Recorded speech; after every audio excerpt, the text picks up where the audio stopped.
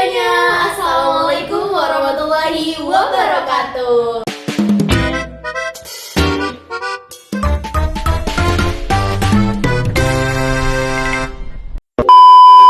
Kenalin, aku Sri Dia Ayu Fitriani, biasa dipanggil Ayu. Dan aku Winal Fridiani, biasa dipanggil Wirna.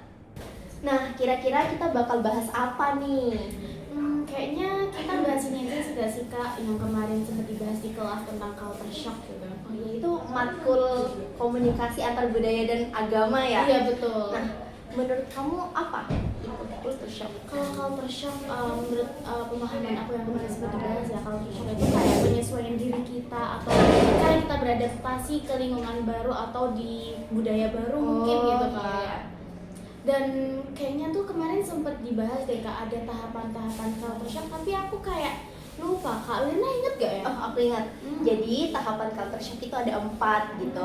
Jadi yang pertama itu proses honeymoon. Ketika kita membayangkan suatu budaya itu indah, seperti kita ke luar negeri gitu ya, kita melihat keindahan alamnya. Padahal kalau kita ke sana kita belum tentu merasakan hal itu karena bisa dipengaruhi oleh bahasa dan kita itu harus belajar tentang hal itu. Nah, yang kedua ini ada proses culture shocknya sendiri nih. Jadi kita frustasi seumpama kita di budaya kerja gitu lah. Dan sebelumnya kita kan belum pernah merasakan kerja itu sendiri ya. Dan ketika kita masuk ke dunia itu, kadang kita kalau nggak kuat mental health-nya itu, kita bisa merasakan frustasi dan stres. Dan yang keempat ini ada penyesuaian, dan yang kelima ada menerima. Dan itu mungkin tahapan Banyak sekali ya tahapannya, sampai kita tuh merasa ikhlas gitu buat menerima. Bener banget. Nah, mungkin kita lanjut aja ya yang pertama. Kak Ayu ini pernah nggak sih culture shock gitu? Pernah sih Kak, kalau dari aku sendiri kayak di episode-episode di kehidupanku yang paling culture shock sendiri itu kayak pas aku tuh sebelum masuk dunia kuliah Kak. Oh, iya. Jadi sebelumnya tuh aku kan kerja ya, maksudnya ya sebenarnya tuh aku tuh nggak punya plan buat kerja karena kan setelah SMA ya pengennya sih kuliah gitu. Ternyata dari jangka kita lulus SMA buat menuju ke kuliah tuh enggak, gitu ya? lama juga. Kayak prosesnya pun kayak nggak mudah gitu, sampai akhirnya kayak kemarin tuh hampir putus asa juga, kayak wah kok aku nggak keterima nih. Akhirnya kayak aku berusaha buat ya udahlah mungkin aku kerja dulu nih. Dan kebetulan aku dapat tempat kerja tuh yang mungkin lingkungannya bukan lingkungan aku sebagai Gen Z gitu kan, kebanyakan orang tua gitu. Nah, mungkin dari bayangan Kak Ayu sebelum kerja itu apa bayangannya? Wah, kalau bayangannya sih banyak duit gak Oh, sih? iya. Kerja terus banyak duit. Bener. Ternyata pas kita terjun langsung, aku secara pribadi ya kayak terjun langsung di dunia kerja itu masuknya industri sih Kak. Garment gitu. Garment yang buat baju-baju gitu ke luar negeri gitu kan. Ternyata ya tidak sesuai apa yang aku pikirkan ketika itu, kayak ternyata nyari kerja tuh nggak segampang itu loh. Ternyata kita harus ngadapin teman kita sendiri gimana, terus atasan kita gimana, itu yang kayak bikin aku wah ini beda banget gitu. Iya, beda banget, kayak sesuai ekspektasi kita di awal gitu ya.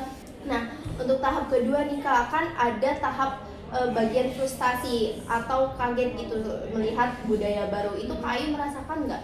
Aku sangat merasakan Kak. Gini, contoh kecil deh, kalau aku tuh dulu bayangannya kalau kita sakit di pas kerja gitu ya, kita ke klinik tempat kerja kita ya, kita di apa ya, kayak di welcoming gitu loh. Tapi ternyata di tempat kerjaku yang aku bikin shock adalah ternyata perawatnya tuh enggak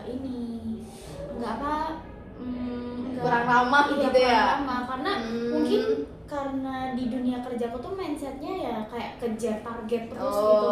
Akhirnya kayak gimana caranya karyawan-karyawan ini jangan sampai sakit gitu. Kalau mungkin nih perawatnya welcoming gitu, kayaknya wah banyak banget yang sakit. Iya, benar sih. Iya, benar. Tapi yang bikin aku culture shock itu sih kayak wah kita udah sakit, udah pusing, malah perawatnya nggak ramah, kan tambah pusing gitu ya. Terus apalagi untuk izin aja tuh bener-bener ketat banget Kak Wirna. Terus kayak wah ternyata. Tapi mungkin ini karena ya mungkin anak lulus SMA baru masuk dunia kerja, jadi kaget gak sih kalian? Iya betul. Karena kita belum merasakan hal itu, jadi kita kaget gitu. Nah, untuk proses penyesuaian selama di sana itu Kak Ayu butuh apa aja sih? Aku lebih ke ini sih Kak, kayak berusaha buat aku jalanin aja dulu, walaupun kayak ngerasa aku nggak nyaman, aku nggak betah gitu, tapi kayak ya udah, aku berusaha kayak nggak apa-apa ini jalannya gitu, pelan-pelan gitu ya, walaupun kayak dalam hati grundel gitu ya gitu. Grundel mas. Iya. Oh, berarti jalanin dulu aja gitu ya. Dulu aja dan mungkin setelah menerima proses penyesuaian di sana, apakah Kak Ayu itu menerima gitu tentang kerjaannya, apa mulai menyadari oh ternyata kayak gini ya kerja itu, bagaimana? Lebih ke situ sih Kak, kayak pada akhirnya ya ikhlas, tapi dengan catatan kayak masih kayak belum terima aja, tapi kayak sejauh itu akhirnya ketemu sama teman-teman yang setiap hari ketemu, terus berinteraksi gitu kan Kak, jadi kayak kita tuh nggak merasa sendiri, kita ada teman ngobrol, dan untungnya tuh di tempat apa ya, bagianku tuh kayak benar-benar itu tuh lulusan SMA semua untungnya, jadi kayak kita tuh sefrekuensi, bisa kayak kalau capek bisa keluar ke bareng gitu kan, cuman ya gimana lagi, tapi di posisi itu kayak sempat dipisah juga, tapi ya bisa menyesuaikan gitu, karena sering berinteraksi jadi kayak ya udah enjoy, tapi pada akhirnya kayak pekerjaan itu nggak berjalan lama sih Kak, cuma 3 bulan, habis itu alhamdulillah aku dapat rezeki buat bisa kuliah, dan ya Masya Allah kayak mungkin itu hikmah di balik kerja tuh. Iya sih, kayak di bawah tekanan sih, karena kan sehari tuh bisa targetnya nambah terus gitu. Nah itu guys, cerita perjalanan culture shock Kak Ayu dari proses membayangkan suatu pekerjaan itu bisa menghasilkan duit dan terkaget-kaget atas pekerjaannya, juga mulai menyesuaikan diri dan mulai menerima pekerjaan tersebut. Betul sekali. Iya. Nah, kayaknya orang lain tuh pasti ngerasain culture shock sendiri nggak sih Kak? Kalau dari Kak Wirna sendiri nih, pernah nggak sih ada di titik bener-bener culture shocknya tuh culture shock banget gitu? Pernah sih, pernah. Pas apa itu Kak? Itu aku kebetulan pas kerja juga. Wow. Itu juga lulus SMA? Betul, kebetulan aku SMK sih, dan SMK itu sebelumnya kan dibekali dunia-dunia pekerjaan gitu, tapi mungkin karena aku tinggalnya di pondok, jadi itu agak nggak sesuai gitu dengan dunia kerja mungkin itu. Pondoknya sama sekolahnya pisah tuh? Iya, pisah. Jadi agak berbeda gitu lah antara kehidupan di pondok dan di sekolah gitu. Apalagi pondok ya Kak Wira, kerja gitu ya. Betul sekali. Apa yang bikin kayak tiba-tiba yang bikin sampai di titik wah ternyata nggak sesuai ekspektasiku nih gitu? Yang ya itu sih, maksudnya bayangan aku sebelumnya disclaimer itu aku udah alhamdulillah keterima Unif, cuma 3 bulan masa aku mau nganggur gitu, dan itu atas arahan kakak pertama aku bilang kamu kerja kalau pengen dapat duit gitu, dan dari situ aku mulai nyari loker di IG di mana gitu, dan kebetulan aku dapat di bandara jadi marketing makanan gitu, dan ekspektasi gitu wah marketing ini kayak keren gak sih marketing gitu, tapi ternyata nggak sesuai kenyataan. Jadi emang kenyataannya gimana tuh Kak? Dan kenyataannya itu karena aku di pondok itu berinteraksi dalam lingkup kecil, dan di sana aku berinteraksi dalam orang-orang asing gitu, dan aku takut banget kalau aku ke teman-teman aku yang notabene teman aku tuh rata-rata lulusan pondok, dan aku takut kecap masa anak pondok kerja di sini sih, dan di situ aku bener-bener nge-close media sosial semuanya, jadi aku nggak jarang bikin story pokoknya itu, jadi aku menghilang selama 3 bulan dan aku kerja ini gitu. Tapi sampai di titik mungkin lebih ke apa ya, mungkin ini sih Kak, lebih ke apa sampai di titik Kak Wira itu benar-benar frustasi gitu. Ya awalnya aku frustasi banget pengen keluar, kayak ya Allah kok gini ya kerja, kayak kok hidup kayak gini ya, sebenarnya jadi apa sih ini gitu, nyampe kayak gitu. Dan yang hari pertama dan hari kedua itu aku bener-bener culture shock karena aku di situ menghadapi banyak orang.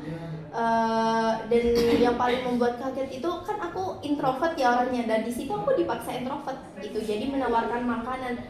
Jadi menawarkan makanan, monggo kak silahkan sebelah sini ada soto ayam, bakso gitu-gitu, dan itu aku nggak pernah. Dan itu selama 1 hari sampai seminggu itu aku rasanya pengen banget keluar gitu, aku rasanya pengen kabur dari bandara. Tapi karena aku mikir lagi, oke, ini cuma 3 bulan, nggak apa-apa, coba jalani dulu aja gitu. Berarti kayak lebih ke oke lah, enjoy. Iya. Enjoy gitu. Ketidaknyamanan itu aku paksakan buat tetap berjalan gitu. Tapi apa yang sampai di titik kalian tuh kayak mencoba pada akhirnya kayak ikhlas. Ikhlas. Ya mungkin setelah seminggu 2 minggu itu aku mulai merasa sadar bahwa ya emang dunia kerja tuh kayak gini, nggak selamanya yang ekspektasimu itu yang baik tentang dunia kerja itu nggak selamanya seperti itu gitu. Dan aku mulai beradaptasi, mulai dari dengan karyawannya yang dimana itu sama kayak Bayu itu nggak sesuai dengan umur kita gitu ya. Jadi ada yang lebih tinggi gitu, jadi nggak sejawat gitu, nggak seumuran lah intinya. Dan dari situ juga aku beradaptasi dan mulai pintar itu nawarin marketingnya gitu ya. Iya, mulai kayak, dan serunya kerja di sana itu kita bisa ketemu orang seluruh dunia karena di bandara. Jadi kita tuh bisa melihat orang-orang asing gitu loh, dan itu yang bikin seneng sih. Kita bisa berinteraksi dan improve English dikit-dikit lah gitu. Tapi rame ya kak? Rame banget. Tapi tergantung kayak musim liburan atau tidak gitu. Gitu. Kalau lebaran biasanya sepi sih. masih Lebaran hamin berapa gitu. Paling lebih ke jauh-jauh hari. Iya, betul. Udah mulai ini war tiket Iya, kan. benar. Gitu. Dan di situ rame banget. Oke guys, itu cerita dari Kak Wirna yang sangat menginspirasi ya teman-teman. Jadi apapun yang kita lakukan yang pernah terjadi di kehidupan kita tuh kadang kita berekspektasi tinggi, tapi ternyata ketika kita menjalani pun kadang sesuai dengan ekspektasi kita, tapi kadang pun memang di luar kendali kita gitu kan Kak Wirna. Jadi intinya kita tetap harus berpikir positif dan selalu selalu improve dan selalu belajar gitu ya namanya sesuatu yang kita tidak pernah ada di situ ya, kita harus pintar-pintar beradaptasi, dan itu merupakan salah satu skill yang harus kita miliki sih gitu. Betul. Dan jangan lupa Kak Wirna, kasih ruang di hati kita untuk bisa menerima hal-hal yang tidak pernah kita pikirkan. Iya, betul sekali. Karena kita nggak tahu kan di balik itu apakah ada hidayah, ada hikmah gitu. Betul sekali. Oke, mungkin itu aja guys percakapan singkat kita di sore hari ini. Semoga dapat menginspirasi teman-teman semuanya ya Kak Wirna. Iya, betul sekali. Terima kasih. Terima kasih semuanya. Wassalamualaikum warahmatullahi wabarakatuh.